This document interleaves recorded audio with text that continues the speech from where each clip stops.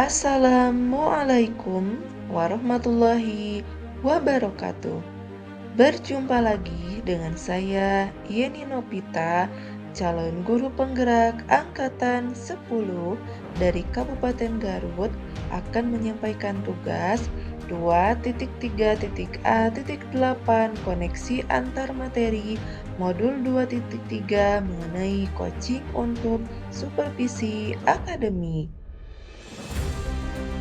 Perkenalkan, fasilitator Bunda Hajah Sri Mulyani MPD, calon guru penggerak angkatan 10 Yeni Nopita SPD, dan pengajar praktik Ibu Iis Jakiah SPD.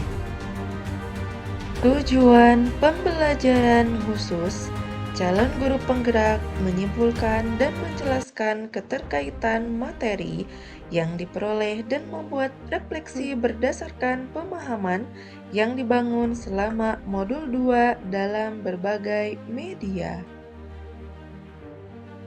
Coaching adalah sebuah proses kolaborasi yang berfokus pada solusi, berorientasi pada hasil dan sistematis, di mana coach memfasilitasi peningkatan atas performa kerja, pengalaman hidup, dan pembelajaran diri dan pertumbuhan pribadi dari coachee.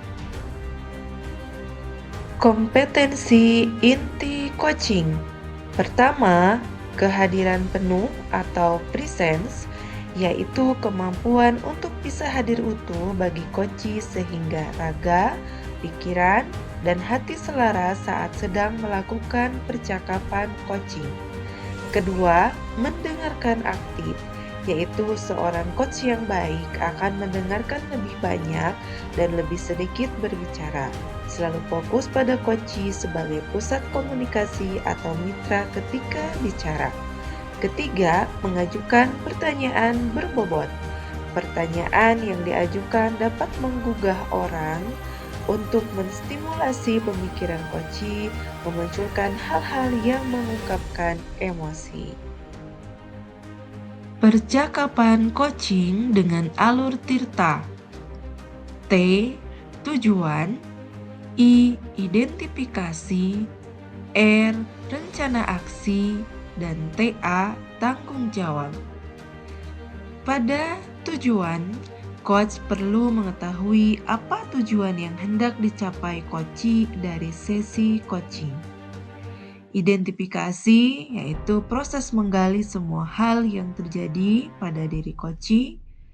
Kemudian rencana aksi, coach membantu coachee dalam memilih dan memilih hasil pemikiran selama sesi coaching yang nantinya akan menjadi rancangan aksi.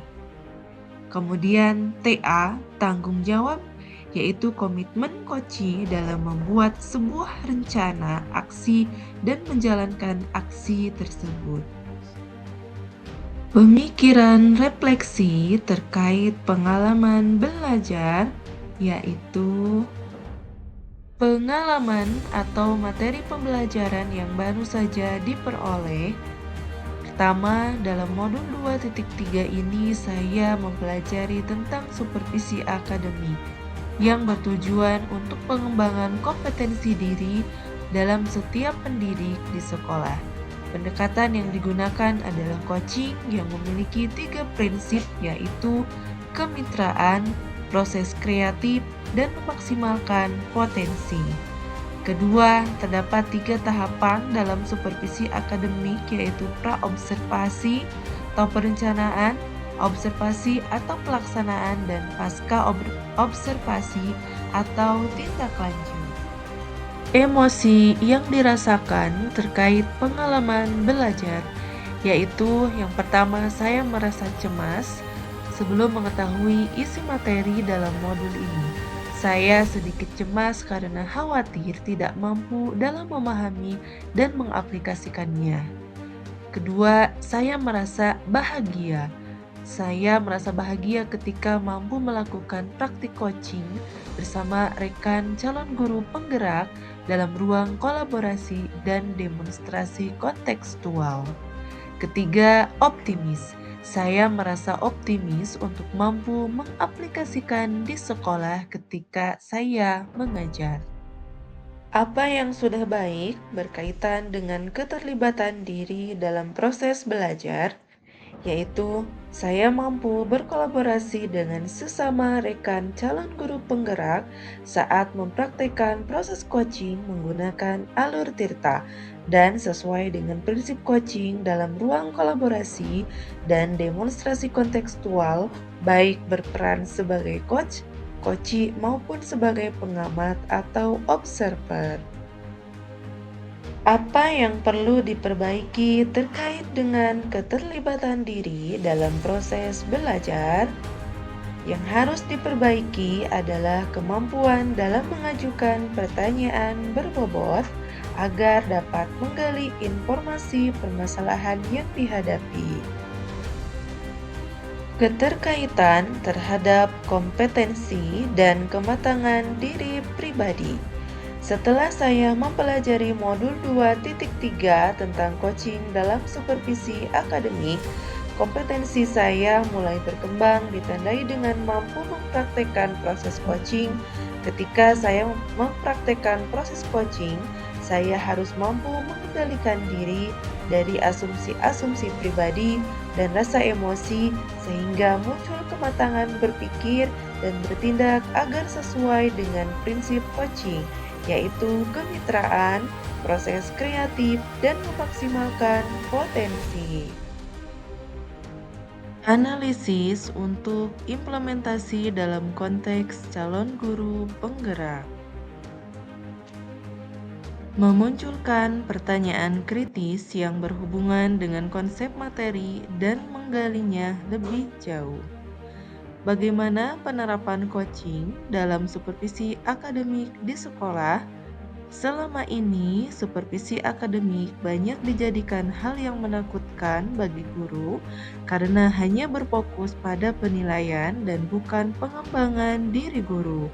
Dengan diterapkan coaching dalam supervisi akademik, tingkatan supervisor dan guru adalah mitra dan bukan lagi atasan bawahan, sehingga proses pengembangan diri guru akan menjadi lebih baik lagi.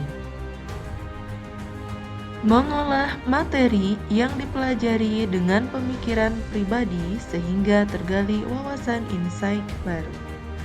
Coaching untuk supervisi akademik akan menunjang peran guru sebagai pemimpin pembelajaran yang akan mewujudkan pembelajaran yang berpihak pada murid sehingga murid bisa memaksimalkan potensi yang dimilikinya. Prinsip kompetensi dan alur coaching jika dilakukan dengan tepat akan bisa menghasilkan komunikasi kemitraan antara coach dan coachee yang efektif sehingga bisa menghasilkan solusi-solusi dari permasalahan yang dihadapi. Menganalisis tantangan yang sesuai dengan konteks asal calon guru penggerak baik tingkat sekolah maupun daerah. Pertama, pengawasan dan penilaian dalam supervisi akademik. Selama ini, supervisi akademik hanya berfokus pada pengawasan dan penilaian, sehingga guru kurang bisa mengembangkan potensi dirinya dan cenderung merasa cemas, bahkan ketakutan saat akan disupervisi. Tantangannya adalah bagaimana ke depan kita mengubah mindset supervisi yang mulanya berfokus penilaian menjadi berfokus untuk mengembangkan potensi diri guru. Kedua, supervisi akademik berprinsip kemitraan. Tantangan selanjutnya adalah mengubah pemikiran bahwa pihak yang terlibat dalam supervisi akademik adalah atasan dan bawahan. Namun, guru dan supervisor adalah mitra, sehingga terjadi proses belajar kedua belah pihak. Suasana yang tercipta pun akan lebih bersahabat, sehingga memudahkan guru dalam mengembangkan dirinya. Memunculkan alternatif solusi terhadap tantangan yang diidentifikasi. Pertama, berbagi pemahaman konsep coaching dalam supervisi akademik kepada semua kepala sekolah dan pengawas. Kedua, berbagi pemahaman konsep coaching untuk supervisi akademik kepada para guru melalui seminar, webinar, KKG, MTMP, diskusi, atau kegiatan bersama lainnya. Ketiga, berbagi pemahaman konsep coaching untuk supervisi akademik dengan berbagai media seperti poster, artikel, video, modul, dan lain-lain agar mudah diakses oleh para praktisi. Membuat keterhubungan. Pengalaman masa lalu. Sebelumnya, saya hanya mengenal kata coach di bidang LMM saja. Pengalaman saya dalam mengikuti supervisi akademik juga hanya sebatas untuk penilaian kinerja guru tanpa adanya pengembangan kompetensi. Tidak ada penerapan prinsip coaching di dalamnya. Supervisi akademik juga dilakukan satu tahap, yakni observasi saja, tanpa adanya kegiatan pra dan pasca supervisi. Penerapan di masa mendatang. Sebagai pemimpin pembelajaran, saya akan menerapkan prinsip-prinsip coaching terhadap murid maupun pihak lain. Selain itu, prinsip-prinsip coaching sangat perlu dilaksanakan dalam supervisi akademik di sekolah, sehingga supervisi tidak hanya sebatas penilaian saja, tetapi bisa mengembangkan potensi diri guru secara lebih maksimal. Konsep atau praktik baik yang dilakukan dari modul lain yang telah dipelajari.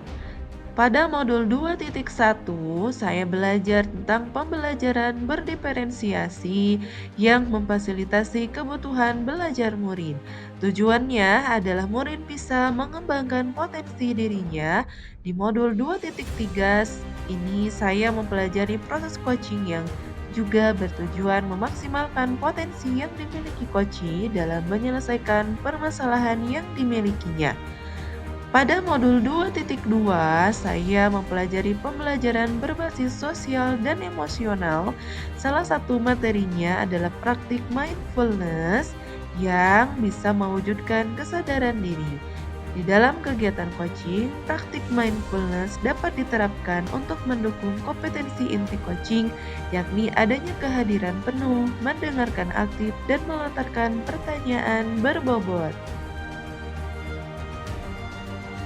Informasi yang didapat dari orang atau sumber lain di luar bahan ajar PGP, yaitu dampak yang akan terjadi pada para guru ketika kepala sekolah menggunakan pendekatan berbasis coaching. Yang pertama, terdapat dukungan dalam pengembangan diri, yaitu guru akan melihat praktik kinerja sebagai sebuah dukungan dari kepala sekolah dalam proses pengembangan dirinya. Mereka akan merasa didampingi dan dibantu dalam menghadapi tantangan yang ada. Kedua, pemberdayaan guru. Guru akan menjadi lebih berdaya karena pendapatnya dihargai, gagasannya didengar, dan mereka diberi kesempatan serta kepercayaan untuk memutuskan tindakan yang akan diambil. Ketiga, keterbukaan terhadap tantangan. Guru akan terbuka terhadap tantangan yang dihadapi karena dipercaya bahwa kepala sekolah akan mendampinginya dalam mencari solusi. Mereka tidak lagi merasa takut atau cemas ketika dihadapkan pada masalah dalam pembelajaran. Dikutip dari salah satu artikel. Cukup sekian pemaparan dari saya. Terima kasih. Wassalamualaikum warahmatullahi wabarakatuh.